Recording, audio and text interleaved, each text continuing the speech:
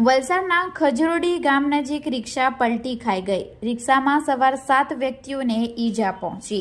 6 જાન્યુઆરી સોમવારના રોજ 7 કલાકની મળતી માહિતી મુજબ વલસાડના ખેરગામ રોડ ઉપર આજે એક રિક્ષાની બ્રેક ફેલ થઈ જતા રિક્ષા વીજના થાંભલા સાથે અથડાતા રિક્ષામાં સવાર આશરે 7 વ્યક્તિઓને ઈજા પહોંચી હતી, જેમને તાત્કાલિક 108 એમ્બ્યુલન્સમાં વલસાડની સિવિલ હોસ્પિટલમાં ખસેડવામાં આવ્યા હતા।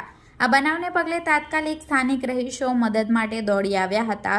આ અકસ્માતની ઘટના અંગે સ્થળ પરથી મળતી વધુ માહિતી મુજબ વલસાડથી ખેરગામ જતા માર્ગ ઉપર એક રિક્ષામાં ડ્રાઈવર સહિત 7 વ્યક્તિઓ ખજોડી ગામે જઈ રહ્યા હતા, જે દરમિયાન ખજોડી ગામે સુથાર ફળિયા પાસે વળાંકમાં રિક્ષાની બ્રેક ફેલ થઈ જતા રિક્ષા જીબીના વીજ થાંભલા સાથે ધડાકાભેર અથડાઈ હતી, જેમાં રિક્ષામાં સવાર મહિલાઓને ગંભીર ઈજાઓ પહોંચી હતી।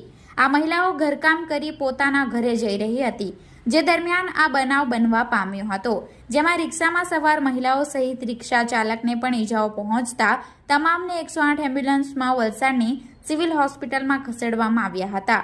આ બનાવમાં તાત્કાલિક ઘટના સ્થળે પહોંચેલા ખજોડી ગામના સરપંચ સ્નેહલ દિલીપભાઈ પટેલ પણ આવી પહોંચ્યા હતા અને ઈજા પામેલા લોકોની મુલાકાત લીધી હતી।